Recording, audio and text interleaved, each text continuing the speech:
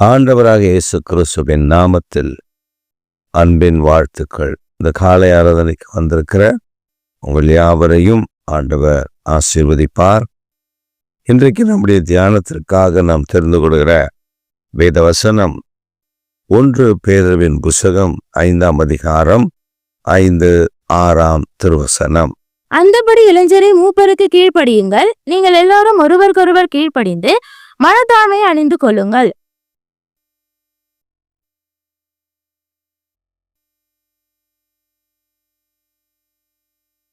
பிரியமானவர்களே, நம்முடைய ஆண்டவராகிய தேவன் நமக்கு ஒரு பெரிய காரியங்களை கற்றுக் கொடுத்திருக்கிறார். இளைஞரே, வாலிபரே, மூப்பருக்கு கீழ்ப்படியுங்கள்.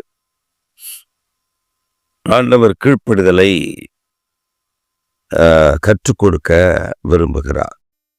பெருமை உள்ளவனுக்கோ கர்த்தர் எதிர்த்து நிற்கிறார், தாழ்மை உள்ளவனுக்கோ கிருபை அளிக்கிறார். இந்த வேத வசனம் நமக்கு ஒரு காரியத்தை சொல்லிக் கொடுக்கிறது. கீழ்ப்படிதல், பெருமை இல்லாத வாழ்க்கை, தாழ்மை அணிந்திருத்தல், இந்த 2 தான் கிறிஸ்தவ வாழ்க்கையினுடைய அடித்தளம். இந்த 2மே நமக்கு வேண்டும். பாருங்க, கீழ்ப்படியாமை இதான் பெரிய பாவம்.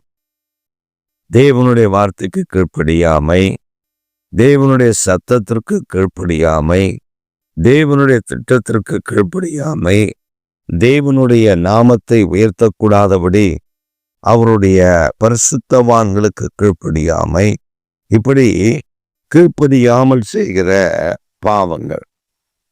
இந்த கடைசி நாட்கள்ல இந்த கீழ்ப்படியாமை என்பது சபைகளுக்குள், சமுதாயத்திற்குள் இல்லாமல் போய்விட்டது.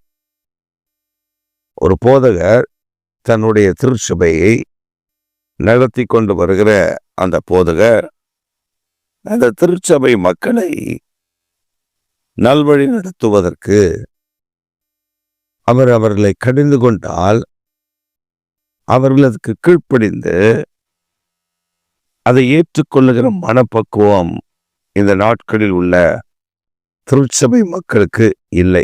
ஏனென்றால் இந்த திருச்சபை இல்லை என்றால் அதே ஊரில், அதே பக்கத்தில் வேறொரு திருச்சபை உண்டு. இந்த திருச்சபை இல்லை என்றால் அதே ஊரில் வேறொரு மனிதன் ஒரு ஜெபக்கூடாரத்தை வைத்திருக்கிறார். இல்லை, எதுவுமே இல்லை என்றால் நான் என் வீட்டிலேயே ஒரு ஜெபத்தை ஆரம்பித்து விடுவேன் என்று சபைக்கு விரோதமாய் தேவனுடைய மனிதனுடைய வார்த்தையை கேட்டு கீழ்ப்படிய மனதில்லாமல் இந்த கோராகின் கூட்டத்தாரை போல எழும்பி நிற்கிற ஒரு கூட்டத்தை இந்த கடைசி நாட்களில் நாம் காண முடிகிறது. கீழ்ப்படுகிற ஒரு அனுபவம் நமக்கு வேண்டும். பரிசுத்தவான்கள் நம்மை வழிநடத்தும் போது நம்மை நல்வழி நடத்துவதற்காகத்தான் அவர்கள் நமக்கு கற்றுக் கொடுப்பார்கள். இந்த நாட்களில் நாம் கீழ்ப்படுகிற அனுபவத்தை பெற்றவர்களாக இருக்க வேண்டும். கீழ்ப்படியாமல் செய்த பாவம். ஆண்டவர் சொன்னார், ஆதாமை பார்த்து இந்த பழத்தை சாப்பிடாதே என்று. அவன் அந்த வார்த்தைக்கு கீழ்ப்படியவில்லை. மாறாக தன் மனைவி அதை சாப்பிட்டு அவனுக்கு கொடுத்த பொழுது இவனும் வாங்கி சாப்பிட்டு மனுக்குலம் முழுவதையும் பாவத்திற்குள் தள்ளும்படியான பாதகத்தை செய்துவிட்டார். அதற்கான ஒரு பரிகாரம் வந்து தன்னை சிலுவையில் ஒப்பு கொடுத்து அவர் இரத்தம் சிந்த வேண்டிய ஒரு சூழலை உருவாக்கி வைத்தார். 2வது, தேவ ஜனங்கள் ஆண்டவருடைய வார்த்தைக்கு கீழ்ப்படியாமல் எதிர்த்து நின்ற போது தேவனுடைய கோபம் இறங்கி வந்தது.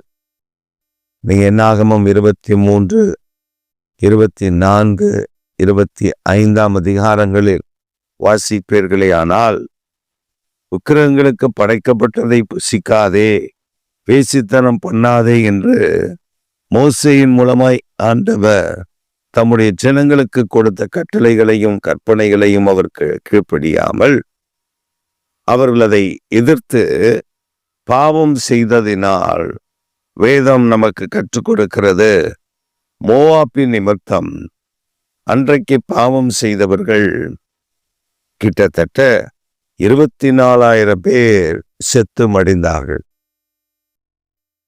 தேவனுடைய கோபம் இறங்கி வந்தது. இப்படி கீழ்ப்படியாமல் எங்கள் யாத்ராம புஸ்தகத்தில் வாசிக்கும் பொழுது அங்கே வாசிக்க முடியும், ஒரு கூட்டத்தார் எழும்பி ஆரோனும் ஊரும் மட்டும், ஆரோனும் மோசேயும் மாத்திரம் தேவனுடைய வார்த்தையை சொல்ல முடியுமா? அவர்கள் தான் ஊழியத்திற்கு அழைக்கப்பட்டார்களா? நாங்களும் ஊழியத்திற்கு அழைக்கப்பட்டோம் என்று அவர்கள் தேவனுடைய ஜனத்திற்கு விரோதமாய் எழும்பி நின்றார்கள். அப்பொழுது மோசே அவர்களை பார்த்து சொன்னார், 250 பேர் அப்படி எழும்பினவர்கள், நீங்கள் 250 பேரும் உங்களுக்கு ஒரு தூப கலசத்தை ஏற்படுத்துங்கள். ஆரோனும் ஒரு தூப கலசத்தை ஏற்படுத்துவார். அவரவர் தூப கலசத்தில் தூபங்களை போட்டு ஆயத்தப்பட்டு வந்து ஆசாரிப்பு கூடார வாசலில் நில்லுங்கள். ஆரோனும் ஆயத்தப்பட்டு வந்து நிற்பார். யாருடைய தூபத்தை கர்த்தர் ஏற்றுக்கொள்ளுகிறாரோ அவர்தான் அழைக்கப்பட்டவர் என்று மோசே சொல்லி அவர்களை அந்த காரியங்களை செய்வதற்கு ஒப்பு கொடுத்திருந்தார். காலையில் 250 தூப கலசங்களுடன் 250 பேர் வந்து நிற்கிறார்கள். கோத்திர தலைவர்கள் எல்லாம், எங்களையும் ஆண்டவர் அழைக்கவில்லையா? எங்களையும் ஆண்டவர் தெரிந்து கொள்ளவில்லையா? எங்களையும் ஆண்டவர் இந்த ரட்சித்திருக்கிறாரே என்று பேசுகிற ஒரு கூட்டத்தார் உண்டு. ஒரு வரம் கொஞ்சம் கிரியை ஆரம்பித்து விட்டால், ஒரு வரம் ஒரு விசுவாசிக்குள் கிரியை நடப்பிக்க ஆரம்பித்து விட்டால், அவர்கள் ஏதோ ஒன்றை பெற்றுக்கொண்டதைப் போல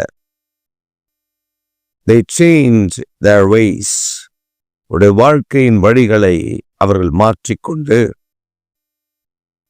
கண்ணை மூடி என்னத்தையோ ஒரு தீர்க்கதரிசனத்தை சொல்லி என்னத்தையோ ஒன்றை நடப்பித்து தாங்கள் தேவனிடத்திலிருந்து கிருபை பெற்றவர்கள், நாங்களும் அப்படி இப்படி என்று வீடு வீடாக சென்று எங்களை ஆண்டவர் ஊழியத்துக்கு அழைத்திருக்கிறார். நல்லது. ஆனால் ஆரோனைப் போல அழைக்கப்படாவிட்டால் அந்த கனமான ஊழியத்தில் நிலை நிற்பவன் யார்? இந்த 250 தூபங்களை ஏற்றி நின்ற ஜனங்கள் தங்கள் தூப கலசங்களில் தூபங்களை போட்டு அவர்கள் அந்நிய அக்கினியை அதில் சேர்த்திருந்தார்கள். ஆனால் அழைக்கப்பட்டவனுடைய தூப கலசத்தில் மாத்திரம் பரிசுத்த அக்கினி இருந்தது. தேவனுடைய அக்கினி பலிபீடத்திலிருந்து புறப்பட்டு 250 பேரையும் சுட்டெரித்து போட்டது என்று வேதம் சொல்லுகிறது. அங்கதான் ஆண்டவர் மோசே கிட்ட சொல்றாரு, என் கோபம் ஜனங்களுக்குள் பரவி விடாதபடி மரித்தவர்களுக்கும் உயிரோடு இருக்கிறவர்களுக்கும் நடுவில் என்று விண்ணப்பம் பண்ணு என்று சொன்னபோது மோசே மரித்தவர்களுக்கும் உயிரோடு இருக்கிறவர்களுக்கும் மத்தியில் நின்று விண்ணப்பம் பண்ணினார். கர்த்தர் அந்த ஜெபத்தை கேட்டு வாதையை நிறுத்தினார் என்று வேதம் நமக்கு கற்றுக் கொடுக்கிறது. பிரியமான கர்த்தருடைய பிள்ளைகளே, இந்த காலை வேளையில் கர்த்தருடைய ஆவியானவர் நாம் கீழ்ப்படிதலோடு இருக்க வேண்டும் என்று விரும்புகிறார். இன்னைக்கு கீழ்ப்படியாமையினாலே அநேகர் பிரிந்து அநேக தேவனுடைய நாமத்திற்கு விரோதமாய் எழும்பி பணத்தின் மேலும் பொருளின் மேலும் ஆசை வைத்து தேவனுடைய ஊழியம் செய்கிறேன் என்று சொல்லிவிட்டு பொல்லாத காரியங்களை நடப்பிக்கிற ஒரு கூட்டத்தை காணத்தான் முடிகிறது. ஆண்டவர் அவர்களை அடிக்கவும் தான் செய்கிறார். சில ஆண்டுகள் 1-2 ஆண்டுகளுக்கு முன்பு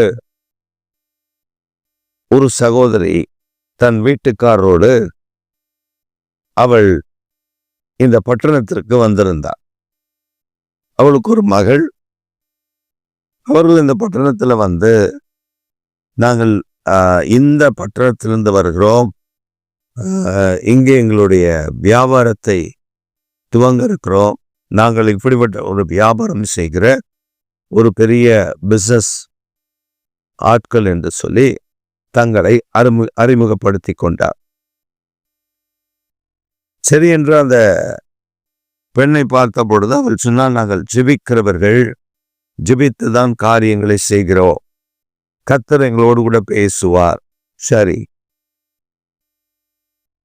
வந்து 2 மாதமாச்சு, 3 மாதமாச்சு,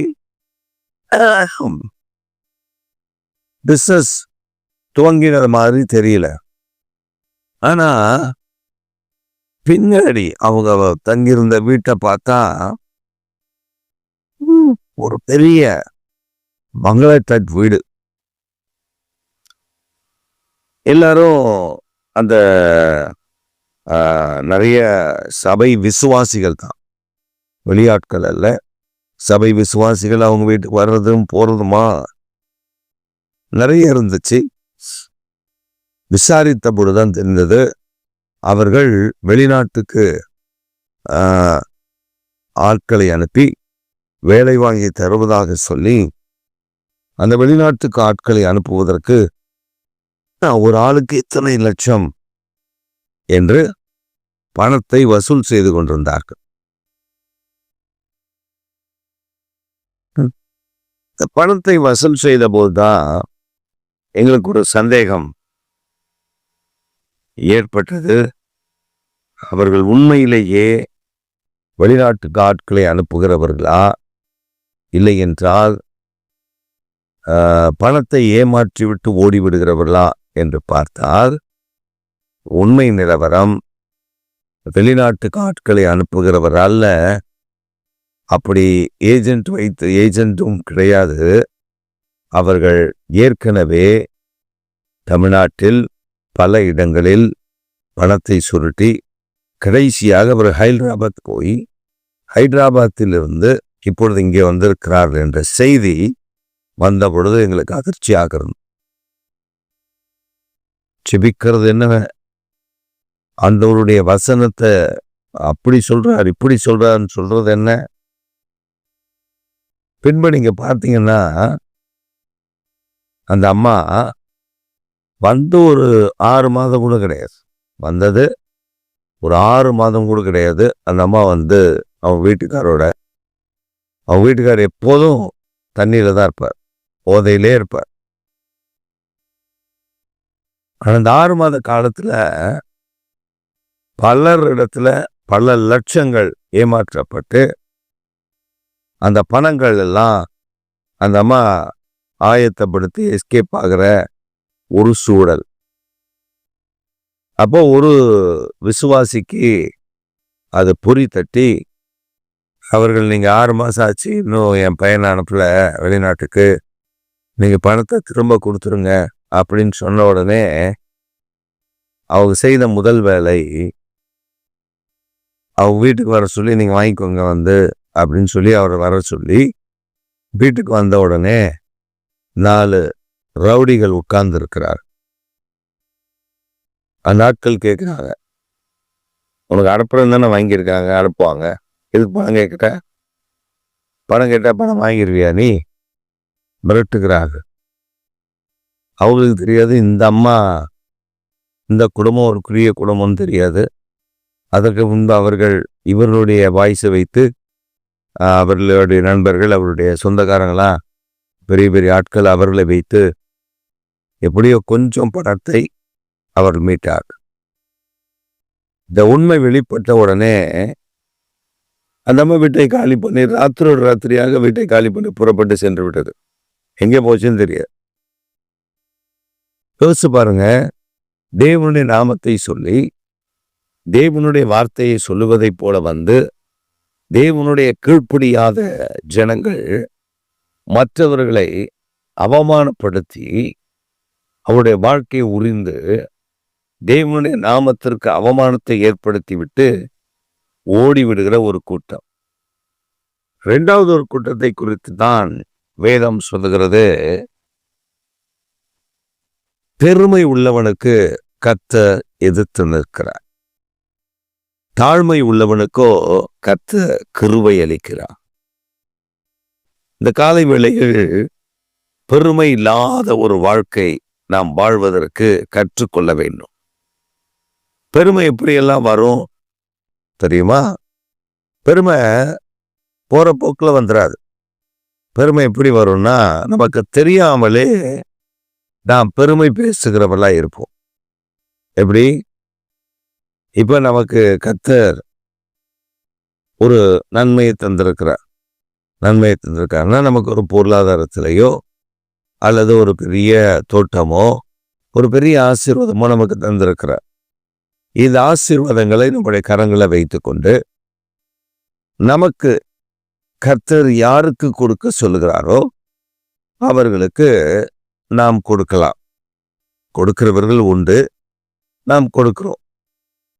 அப்படி கொடுக்கிற அந்த அனுபவம் உள்ளவர்கள், அவங்களுக்கு தெரியாமலே பெருமை எப்படி வரும்னா, அவங்க சொல்லுவாங்க, அந்த ஊழியக்காரர் இருக்கார்ல, அவர் வீட்டுக்கு போனேன், இந்த பொருள் இல்லை, நான் பார்த்தேன், நான் தான் வாங்கி கொடுத்தேன், ஆண்டவர் என்கிட்ட சொன்னாரு, நான் உடனே வாங்கி கொடுத்துட்டேன். ஒரு இடத்தில் அல்ல. ஒரு சமயம் ஒருத்தவங்க சொன்னாங்க, நான் ஒரு வீட்டுக்கு போனேன், உட்கார சேரல அந்த வீட்டில். உடனே ஆண்டவர் என் இருதயத்தில் பேசினா, கடைக்கு போனேன், 4 சேர் வாங்கிட்டு வந்து அந்த வீட்டுக்கு போட்டேன். அந்த வீட்டில் இன்னும் என்னென்னலாம் கர்த்தர் செய்ய சொன்னாரோ அதெல்லாம் செஞ்சேன்.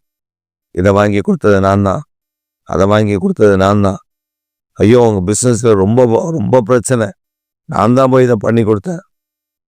இது அவர்களுக்கு தெரியாமலேயே பெருமை பேசுகிறது. நமக்கு தெரியாது இது பெருமைன்னு, ஆனால் நமக்கு தெரியாமலே பேசுவோம். ஆண்டவர் சொல்லியிருக்க, வலது கை கொடுத்தது இடது கைக்கு தெரியக்கூடாது, இடது கை கொடுத்தது வலது கைக்கு தெரியக்கூடாதுன்னு சொல்லியிருக்காரு. ஒரு காணிக்கையை கொண்டு போய் ஒரு ஊழியக்காரனுக்கு கொடுத்துட்டு உடனே அந்த ஊழியக்காரனுக்கு கொடுத்ததை போஸ்ட் அடிச்சு தான் ஒட்டலை, இந்த தாரை தம்பட்டை வச்சு ஊதி ஊருக்கு சொல்லலை, அவ்வளோதான். எங்க போனாலும் அவருக்கு நான் தான் இந்த காசு காணிக்கை கொடுத்தேன் தெரியுமா, அவருக்கு நான் தான் இதை வாங்கி கொடுத்தாரு தெரியுமா, நான் தான். ஆண்டவர் சொல்றாரு, நீ அதை சொன்னா அதனுடைய பலனை இங்கே அடைந்து தீர்த்து விட்டது. 2வது, உனக்கு பரலோகத்துல ஒன்றுமே கிடையாது. அப்படின்னா அங்க உனக்கு இடம் இல்லைன்னு அர்த்தம். பெருமை. நாங்க இந்த ஆளு, நாங்க இப்படி, சில ஜாதி பெருமை இருக்கும். நாங்க என்ன ஜாதி? சபைக்கு ஒரு மனிதன் வந்தார், 10 வருஷமா வந்துட்டு இருக்கிறார். அவருக்குள்ள இருந்த அந்த ஜாதி பெருமை திடீர்னு ஒரு நாள் தலையை தூக்குச்சு. ஒரு வீட்டில் ஒரு இழப்பு, சபையாரெல்லாம் அந்த இழப்புக்கு போயிருக்கோம். சபையார் அந்த இழப்புக்கு போய் அந்த இழப்பை அடக்கமெல்லாம் முடித்து விட்டு வந்துவிட்டோம். பின்பு அந்த குடும்பம் சாப்பிடுச்சா என்னன்னு தெரியல, ரொம்ப ஏழை குடும்பம். அப்புறம் அவளை விசாரித்த பொழுது இல்லை, சாப்பிடலை, யாரும் எங்களுக்கு ஒன்றும் வாங்கி கொடுக்கல. ரொம்ப ஒரு நெருக்கடியான சூழல். அதுக்கப்புறம் கர்த்தர் வேற காரியங்களை செய்து அவர்களை அன்றைக்கு கர்த்தர் போஷிப்பதற்கு அனுக்கிரகம் பண்ணார். இதெல்லாம் முடிஞ்சிச்சு. அடுத்த நாள் அந்த வாரத்தில் அந்த சபைக்கு வந்த அந்த துக்க காரியங்களை சபையில் இப்படி அந்த வீட்டில் ஒரு இடம் இருந்துச்சு, நீங்களாம் வந்திருந்தீங்க, அந்த குடும்பத்தை ஆறுதல் படுத்து நம்ம சொல்லுவோம். சொல்லி சுபித்த பொழுது முடிந்தெல்லாம் போயிட்டாங்க. ஊர் மட்டும் நின்று சொல்றாரு, நான் யார் தெரியுமா, என்னுடைய கிரேடு என்ன தெரியுமா, என் ஜாதி என்ன தெரியுமா, நான் வந்திருந்தேங்க, நான் அந்த டெத்துக்கு வந்திருக்கேன், என்னை வான்னு கூட கூப்பிடல. டேய் நீ எல்லாம் யாருடா, சாவுக்கு வந்த உன்ன வாங்கன்னு எப்படிடா கூப்பிட முடியும்? அவனே இறக்க கொடுத்து துக்கத்தில் இருக்கா, உன்னை வந்து பார்த்து வாங்க ஐயா வந்து உட்காருங்க பாருங்க. அங்க அழுதுட்டு உட்காந்துருப்பாங்களா, அங்க உட்காந்துருப்பாங்களா? உன்னை ரோட்ல இருந்தே கை பிடிச்சி வாங்க, ஐயோ எங்க வீட்டுக்கு வந்துட்டீங்களேன்னு கூப்பிட்டு வருவாங்களா? மாற்றம் இல்லை, மாறவில்லை. இன்னும் ஜாதி சாகல, இன்னும் பெருமை சாகல. இந்த ஜாதி இந்த பெருமைலாம் சாகாததுனால அவர் இன்றைக்கு சபைக்குள்ள நிலை நிற்க முடியல. கர்த்தர் அவரை சபைக்குள்ள வைக்கல, சாகல. அவருடைய வாழ்க்கையில் அந்த பெருமை, சபை என்பது எல்லாருக்கும் போதும். இந்த ஜாதி அந்த ஜாதி, இந்த கோத்திரம் அந்த கோத்திரம் என்பதெல்லாம் இல்லை. அதான் எல்லாரும் சமமாய் உட்காரணும். அடிக்கடி சொல்றது ஒரு காரியம் என்னடா, சபைக்குள்ள வருகிற நீங்கள் உங்க பக்கத்துல யார் வேணா உட்காருவாங்க. பஸ்ஸில் போறீங்க, உட்கார்ந்து ஒரு சீட்டு கிடைக்குது, பயங்கர ரஷ், உடனே ஓடி போய் அந்த சீட்ல உட்காருவீங்களா? நீங்க என்ன கோத்திரம், என்ன இது, அப்படியா, நான் உங்ககிட்ட உட்கார மாட்டேன் அப்படின்னு உட்காந்துருப்பீங்களா? இடம் கிடைச்சா போதும் உட்காந்துருவோம். ஒரு ஊருக்கு போறோம், ஒரு வயிற்று வலி, ஒரு தலைவலி, ஒரு டாக்டர் இருக்காரு, ஓடி போய் நம்ம என்ன பண்ணுவோம்? அந்த டாக்டர் யாரெல்லாம் தெரியாது, காமிச்சு ஊசி போட்டுக்கும். ஒரு ஊருக்கு போறோம், ஹோட்டல் ஒரே ஒரு சின்ன ஹோட்டல் தான் இருக்கு, அது யார் வச்சு நடத்துறா என்னெல்லாம் தெரியாது, யார் சமைச்சாலாம் தெரியாது. போய் பசி, போய் உட்காந்து ஏதாவது புசிக்க கிடைக்குமா பார்த்து நம்ம வாங்கி சாப்பிட்றோமே. அங்க ஒட்டிக்காத தீட்டு, அங்க ஒட்டிக்காத காரியம் சபைக்குள்ள ஒட்டிக்குதா? பெருமை, பெருமை உள்ளவனுக்கு கர்த்தர் எதிர்த்து நிற்பார். நல்லா ஞாபகம் வச்சுக்கோங்க. நாம மாறலன்னா மாறிடணும், நம்ம மனம் திரும்பலாம் மனம் திரும்பிடணும். நம்ம வாழ்க்கையில பெருமையை நமக்குள்ள இருந்து அழிச்சிடணும். நான் யார் தெரியுமா, என்னுடைய கிரேட் என்ன தெரியுமா, நான் மாச சம்பளம் எவ்வளவு தெரியுமா? நான் கேட்கிறேன், நீ 1000 கோடி கூட சம்பாதி மாசம், தட்டுல சோத்தை வச்சு சாப்பிடுவியா, பணத்தை வச்சு சாப்பிடுவியா? 1000 கோடி சம்பாதிக்கிறேன், 100 கோடி சம்பாதிக்கிறேன், என் தட்டுல வெறும் தங்கமா வச்சு சாப்பிட்றேன், சாப்பிடு, சாப்பிட்டு காட்டு. அதுக்கு அங்கேயும் சோறு தான். அந்த அரிசி விளைவிக்கிற விவசாயி உனக்கு யாரும் தெரியாது, அதை அறுத்தவன் யாரும் தெரியாது, அதை அரிசியாக வேக வைத்து அரிசியாக அரைத்து கொண்டு வந்தவன் யாருன்னு தெரியாது, வியாபாரி யாரும் தெரியாது. பெருமை பேசுறோம். நம்ம தட்டுக்கு வரும்போது தண்ணியில போட்டு அலசி அந்த அரிசியை வேக வச்சா சுத்தமாயிடுன்றோம். கிறிஸ்து பாருங்க,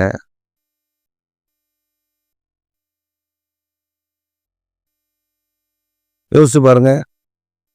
கர்த்தர் நம்ம தாழ்மை உள்ளவர்களாக பார்க்க விரும்புகிறார். தாழ்மைன்னு அப்படியே கீழே தாழ்மையா படுத்துக்கிறது இல்லை. தாழ்மை உள்ளவனுக்கு கர்த்தர் தம்முடைய கிருபை அளிக்கிறார். அந்த கிருபை வேணும் நமக்கு.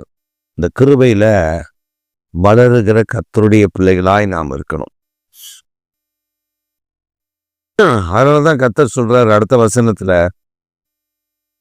ஏற்ற காலத்தில் உங்களை உயர்த்தும்படி அவருடைய பலத்த கரத்தின் கீழ் அடங்கியிருங்கள். கர்த்தர் உங்களை ஏற்ற காலத்துல உயர்த்தணும், அவர் கரத்துல அடங்கிருங்க. நம்ம என்ன செய்கிறோம்? எதிர்த்து நிற்கிறோம், பெருமை பேசுகிறோம், காரியத்தை நடப்பிக்கிறோம், இதெல்லாம் செய்கிறோம். தேவனுடைய கரத்துல நம்ம உயர்த்தும்படி நாம் அடங்கி இருப்பதில்லை. பெருமையா பேசிட்டு தெரிகிறது, பெருமையா பேசுறது. எனக்கு அவரை தெரியும், எனக்கு இவரை தெரியும். இப்போ ஒரு ட்ரெண்ட் வந்துருங்க, என்ன தெரியுமா? ஏதாவது ஒரு ஊழியக்காரங்கிட்ட பக்கத்துல நின்று ஒரு போட்டோ எடுத்துக்கிட்டு, எனக்கு ரொம்ப க்ளோஸ் தெரியுமா, ஒரு போட்டோ தான் எடுத்திருப்பான். அவனை யாருன்னு கூட அவருக்கு தெரியாது. ஏதோ ஒரு கூட்டத்துக்கு போயிருப்பான்.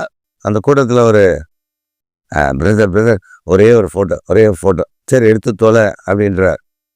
அதை எடுத்துட்டு வந்து இங்க சொல்றது பொறுமையா, பத்திலாம் அவரோட நின்று போட்டோ எடுத்திருக்கேன்.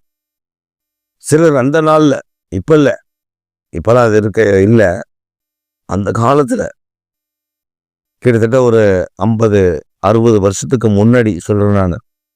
அப்ப வாலிப பிள்ளைகளை போட்டோ எடுப்பாங்க. நிலவுல அப்படி நிலவு இருக்கும், ஸ்டூடியோவில் இந்த நிலவு நட்சத்திரங்கள் அதெல்லாம் அப்படியே ஒட்டி வச்சிருப்பாங்க. அதுக்கு நடுவில் நிலவுக்கு பின்னாடி அப்படி நிற்க வச்சு தன் மகன் நிலவை பிடிச்சி நிற்கிற மாதிரி ஒரு போட்டோ நான் பார்த்துருக்கேன். எங்க தாத்தா எங்க அம்மாவுக்கு அப்படி நிற்க வச்சு எடுத்திருக்கார். நிலவுல நிற்கிற மாதிரி, கடல் மேல நிற்கிற மாதிரி. இதெல்லாம் அந்த காலத்துல அது பெரிய ட்ரெண்டு. இப்ப இந்த சென்னை மெரினா பீச்சுக்கெல்லாம் போனீங்கன்னா போட்டோ ஸ்டுடியோ இருக்கும். அங்க சில நடிகர்களுடைய படங்கள் அப்படியே பிக்சர் வச்சிருப்பான் நிக்க வச்சு, அட்டப்படம். இவர் போய் அவர் மேல தோல்ல கைப்பட்டு எடுத்துக்கலாம். பார்த்தா ஒரு சில நிக்கிற மாதிரியே இருக்கும். இதே இடத்துல வந்து சிலர் ஆடாடுறது பாருங்க. அவர் எனக்கு தெரியும், இவர் எனக்கு தெரியும், இவர் எனக்கு தெரியும். முதல்ல தெரிய வேண்டிய ஒரே ஒருவர் நம்முடைய ஆண்டவராக இயேசு கிறிஸ்து. மரித்தார், 3ஆம் நாள் உயிரோடு கிடந்த, இன்றைக்கும் ஜீவிக்கிறார்.